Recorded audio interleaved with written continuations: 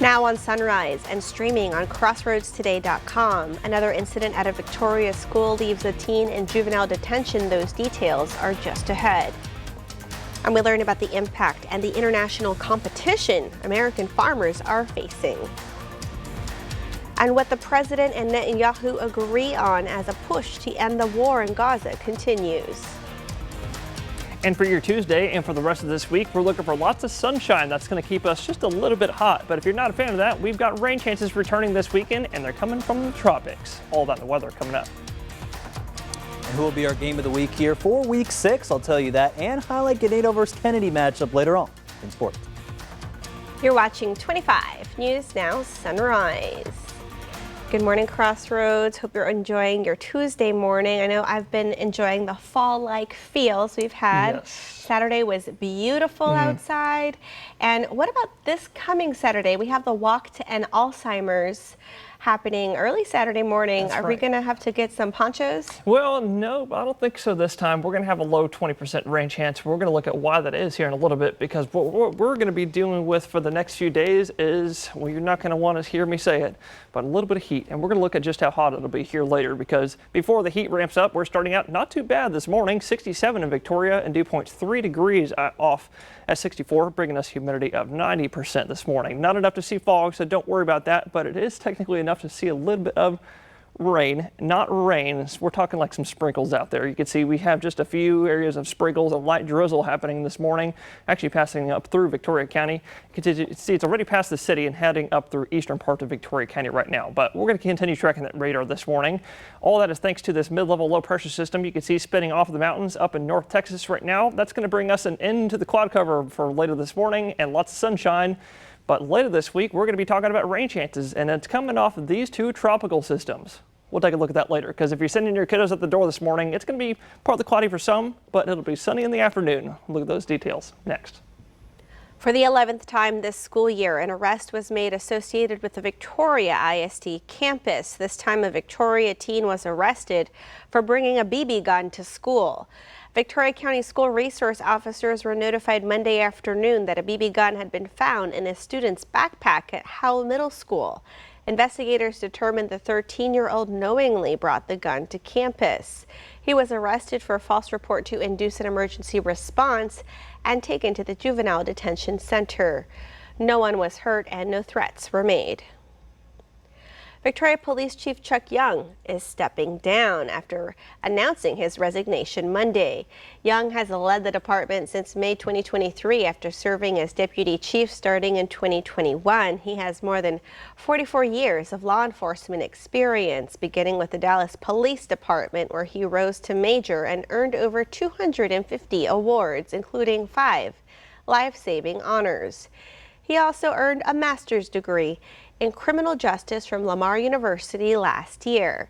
Young, the 3rd Victoria Police Chief this decade, says his departure is for personal reasons and he plans to remain in the area.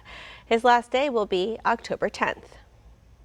The Texas Rangers are now investigating a deadly officer-involved shooting in Wharton County. It happened Sunday night on County Road 255. Deputies say they were following up on a disturbance when they confronted 45-year-old Theodore Speaker. During that encounter, investigators say Speaker pulled a gun and pointed it at one of the deputies. That's when shots were fired by a deputy, killing Speaker. No deputies were hurt. The sheriff's office say the deputy who fired was placed on leave while the Rangers lead the investigation. A woman is in stable condition after a shooting in DeWitt County. DeWitt County deputies responded to the shooting near Highway 87 and Radio Road in Cuero late Saturday night. They found a woman with multiple gunshot wounds. Investigators say she was driving south on 87 when another car pulled up and someone opened fire. That vehicle took off, and so far there's no description. The sheriff is asking anyone with information to call the DeWitt County Sheriff's Office or Crime Stoppers. Tips can remain anonymous. Now to the leaked text messages to a top official in the Trump administration. They're shining a spotlight on a growing struggle for American farmers caught in the middle of a trade war. ABC's Morgan Norwood has the details. With the crisis looming for hundreds of thousands of American soybean farmers, a text message to a cabinet secretary appears to show concern within the Trump administration. China has not bought a single export cargo of beans so far this year, which is not very typical. Soybeans are the largest American export to China in terms of value, the country purchasing $12.6 billion worth last year. But in retaliation for new tariffs, China has now stopped buying, dropping those sales to zero. American farmers feeling the pain. When China quits buying, our prices go down. Now, this photo taken by the Associated Press at the UN last week is amplifying concern. It appears to show a text message to Treasury Secretary Scott Bessent from BR, widely considered to be Agriculture Secretary Brooke Rollins. The message reads, "We bailed out Argentina yesterday, and in return, the Argentines removed their export tariffs on grains, reducing their price, and sold a bunch of soybeans to China at a time when we would normally be selling to China." The message refers to a potential $20 billion aid package from the Trump administration to help stabilize Argentina's economy. But after that aid package was announced, Argentina suspended its soybean export tax and immediately sold shiploads of soybeans to China, another blow to U.S. farmers. In the message sent to Bessent, BR says, "This gives China more leverage on us." So we're going to make sure that our farmers are in great shape. President Trump has suggested some money raised by tariffs could be used to help struggling farmers, and the Agriculture Secretary says the administration is working on a farmer aid package. Rollins has not confirmed whether those text messages were indeed from her. Morgan Norwood, ABC News, New York. Israeli Prime Minister Benjamin Netanyahu at the White House Monday in hopes of a deal to end Israel's offensive in Gaza. The 21-point U.S. plan to end the war begins with an immediate ceasefire and proposes Hamas release all of the hostages within 48 hours. It's in exchange for a phased withdrawal of Israeli troops with aims of a permanent ceasefire. Israel has faced mounting global isolation and outrage, with many Western powers embracing Palestinian statehood in defiance of the U.S. It's time for Lavaca County students to show their creativity. The Elections Department is hosting its second I Voted and Future Voter sticker design contest. It's open to all pre-K through 12th grade students, public, private, or homeschool in Lavaca County. Winning designs will become the official stickers for the 2026-2027 elections. Judges will pick winners based on theme, originality, and artistry, and the designs must be nonpartisan. About voting. They know that eventually they'll get to come see us here one day voting as soon as they turn 18. But we want to make sure that they understand what the process is and the fact that it involves the students. The deadline to submit entries is 5 p.m. on October 31st. Winners will be announced at the November 10th Commissioners Court meeting. More information and entry forms are on the Lavaca County Elections website. Remember, follow us on YouTube, Crossroads Today. Hit the like button and click that notification bell. The time now, let's get a look at our clock up here. It is 6:38 on our Tuesday morning. Here's a look at what's coming up next on 25 News Now Sunrise. Millions in funding hang in the balance as political negotiations stall. The race to prevent a government shutdown. I'm Lionel Moise in New York with where things stand just ahead of tonight's midnight deadline. And also coming up next after the break and the short-term forecast, you heard me say it's going to be another kind of hot day today. So coming up next, I'll tell you just how hot I think it'll be near you.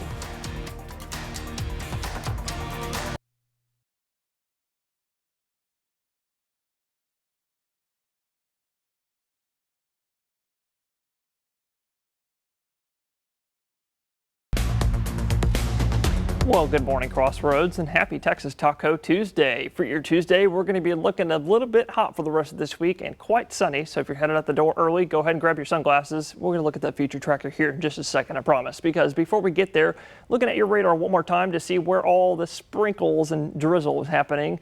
You can see coming up into eastern Victoria County, into western parts of Jackson County. It looks like it's just south of Edna right now. So Edna, I don't think y'all are going to see any of this stuff. But if you do see anything out there this morning, I'm telling you, it's going to be really light. We're not even talking about a shower out there. It's going to be like drizzle, if anything. And all of that is thanks to just a little bit of taller cloud tops out there with this mid-level low pressure system moving eastward across Texas. But if you look behind that cloud deck, you can see just how clear it is over in like The George West, Three Rivers area, San Antonio, they're looking mighty clear through this morning. So what that means is for the rest of the morning, our cloud cover is going to be clearing just like them. Here's 7 a.m. on your future tracker. I'm thinking partly cloudy here in Victoria County. Western County is already pretty sunny, but for the rest of the morning and day, we're going to be looking just like that, real sunny with maybe just a couple afternoon passing clouds. And underneath that beaming Texas sun today, we're going to be about 5-6 degrees above where we're supposed to be in average temperatures this time of year. Thinking mid-90s for most of us today, 94 Victoria, 95 Cuero, and upper 90s possibly in our western counties. Before overnight tonight, our clear skies will let us drop back into the 60s just like this. So for the rest of this week, we're going to be looking just like that until rain chances return this weekend, and we'll look at that next.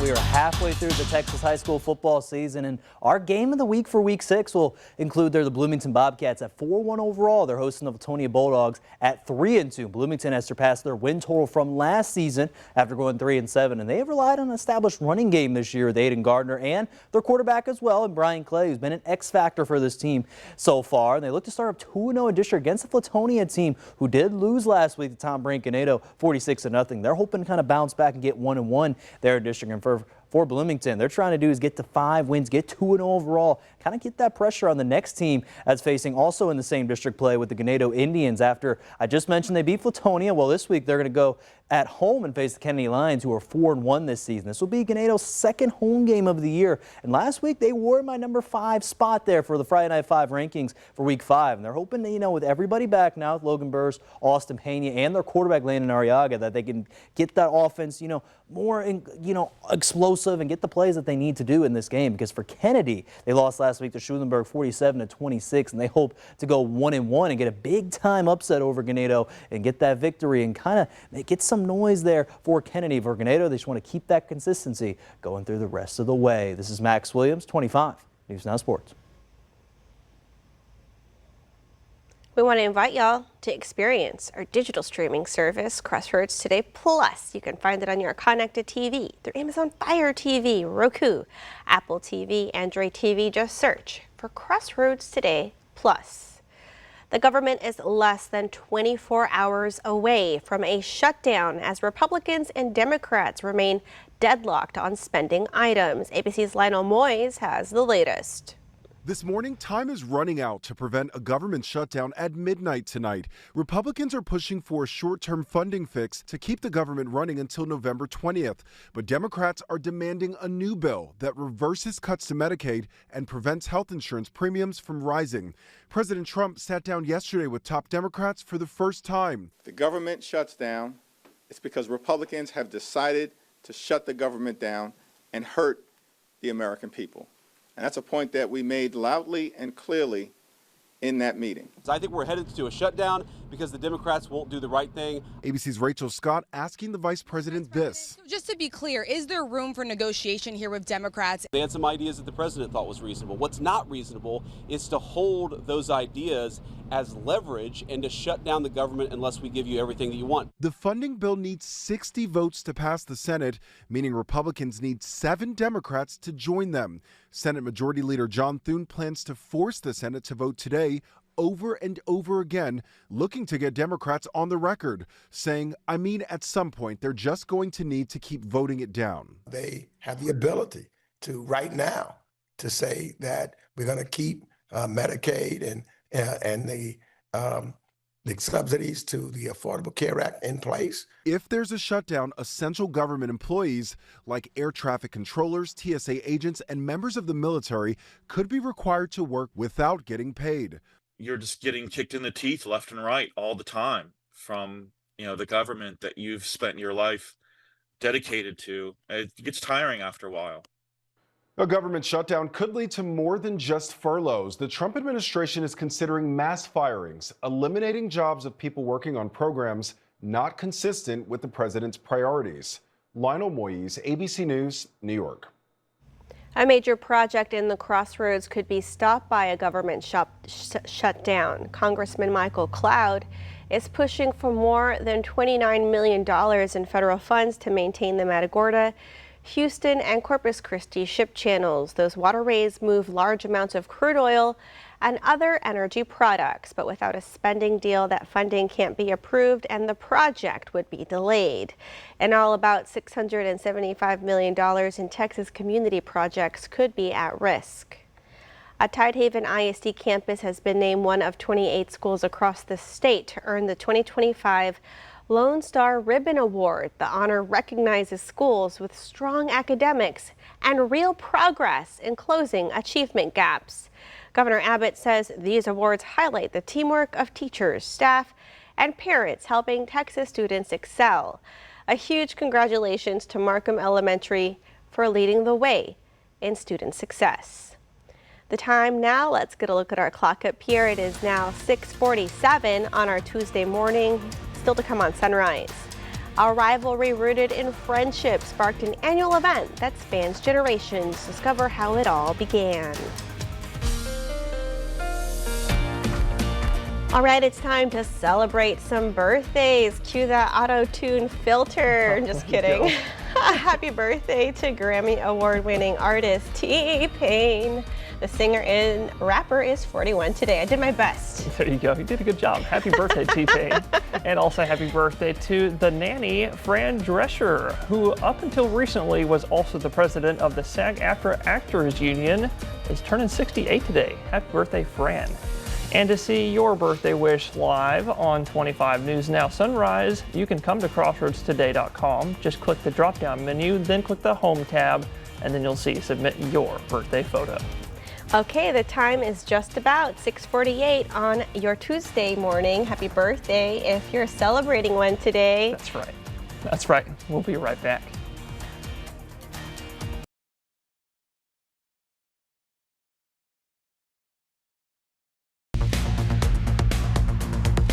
Crossroads. I'm sure a lot of y'all saw the 7-day forecast I was just mentioning a few moments ago, and you saw what I was talking about, how the heat's going to be a little bit with us for the next few days. Looking at highs, most of us in the mid-90s, although this isn't summertime heat. You know, we're not in the low 100s and upper 90s.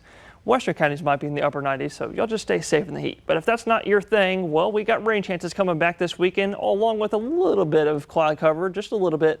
That'll bring us up to 20% for chances, mainly for the afternoons for Friday all the way up until about Tuesday or Wednesday of next week. That's when we'll keep that 20% chance. And that rain chance is actually coming from the tropics. And if you're wondering where in the tropics, not the Gulf. I've actually removed our area of tropical interest out there because there's a lot of wind shear over our heads that would inhibit any kind of tropical formation to happen. But what we're going to be watching for rain chances is actually these two tropical systems, which I should say is a great satellite image this morning. You hardly ever see two tropical systems right next to each other, and even right off the east coast like this. But right now we're tracking Hurricane Humberto and also Tropical Storm Imelda. Gust up to 85 on that one and 120 on Humberto. But you'll notice the tracks on each of these going eastward and actually not even going towards the U.S. mainland. So why is it important to us? Well, over the next few days, there's going to be a large chunk of moisture that's going to break off the northern end of each system, and with winds on the back side of the system as they push out to sea, further out to sea in the Atlantic, the winds are going to be out of the northeast. So what that's going to do is it's going to drag all that moisture over Florida into the Gulf and our direction for this weekend, bringing us our rain chances. And we'll look at all of that and more later on Sunrise. Cuero is getting set to recognize an annual tradition with deep historic roots in the town. 25 News Now reporter Trenton Whiting shares how the town's turkey team is preparing for the Great Gobbler Gallop. Go, Ruby, go! After over a year of planning, Ruby Begonia is ready to race. It takes us a full year to get Turkey Fest ready and to figure out what we're all doing. 3 turkeys were prepared all year, with the board picking the lead turkey in July to trot against Paycheck of Worthington, Minnesota, all for the bragging rights of the turkey capital of the world. All gas, no brakes. I mean, we are trying to get to that finish line way before Paycheck ever even thinks about taking off. It all started with 2 roommates who became newspaper editors, each claiming their hometown was the top turkey town in the world, leading to the annual Gobbler Gallop between generations of Rubies and Paychecks. That's how Turkey Fest started. And this is our 53rd year of actually racing with Minnesota. The history of the turkey trot runs deep in Cuero. The first ever turkey trot was hosted in 1912, as producers marched over 18,000 turkeys through town to the local processing plant. The annual Turkey Fest began in 1973 as a celebration of the town's agricultural history. Getting to be involved in something that, family members and close friends and stuff have been a part of, it's just a lot of fun. Cuero will be anxiously waiting to see their top turkey take the top spot. Trenton Whiting, KAVU TV, 25 News Now. Still to come on Sunrise, news to know before you go. Big cities are facing big challenges. One governor is stepping up with a request.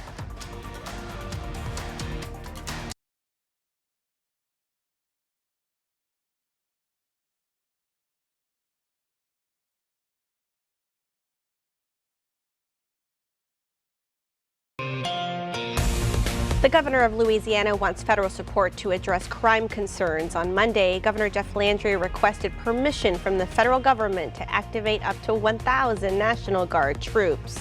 Landry cited high rates of homicide, carjacking, and gang violence in cities like New Orleans and Baton Rouge, along with law enforcement shortages. The state of Louisiana has issued an arrest warrant for a California doctor. The doctor is accused of mailing abortion pills to a patient in the state. A warrant for the arrest of a California doctor is a rare charge of violating one of the state abortion bans that has taken effect since Roe v. Wade was overturned in 2022. Pills are the most common way abortions are accessed in the U.S., leading to a rise in abortions last year. Before a heart attack or stroke, there are almost always warning signs. Researchers analyzed cases of cardiovascular disease and whether patients had any risk factors, including blood pressure levels, blood sugar, cholesterol, and smoking. The data showed that in more than 99% of heart disease cases, the patient had at least one risk factor. Data reinforces that patients can take steps to lower their risk of heart disease. Abortions performed in clinics are decreasing in the U.S. It comes 3 years after the Supreme Court overturned Roe v. Wade. The number of abortions dropped most in states that implemented bans after 6 weeks of pregnancy. Florida accounts 1 in 3 abortions in the South. The number of procedures performed there fell 27% after the state's 6-week ban. That accounts for more than 40% of the national drop. Another factor is medication abortion. And we want to invite you to experience our digital streaming service, Crossroads Today Plus. You can find it on your connected TV, through Amazon Fire TV, Roku, Apple TV, and Android TV. Just search for Crossroads Today Plus. And I'm searching for a broomstick in that sunrise. It's looking like fall. It is. I agree with you, Carolina. Look at our dark and kind of spooky looking sunrise out there this morning, all courteous to thanks to the cloud cover you can see covering up all of us this morning. Well, most of us. We're going to look at that satellite here in a second because we're starting out the day 66 for the temperature in Victoria, 2.3 degrees off of that, bringing humidity 90%. So don't worry about fog. Worry about getting out there and take a picture of that sunrise. Why don't you? Because you can see here's the cloud cover I was talking about, clearing out in our western counties. Already sunny over there, but it's partly cloudy for us in Victoria, right about on timing for what I was thinking about this time. But temperatures, everyone, starting out nice in the morning, upper 60s. So y'all get out there and enjoy it before we heat up today, because I'm looking for a high of about 94 at Port Lavaca today, and about the same thing in Victoria, 94 today, actually upper 80s at noontime. So y'all stay safe in the heat. It'll be with us for the next couple days, and then rain chances are finally back for the weekend. Thank y'all for being with us. Join Shauna, Don, Maclovia, and Max today for 25 News Now at 5, 6, and make it a great Tuesday.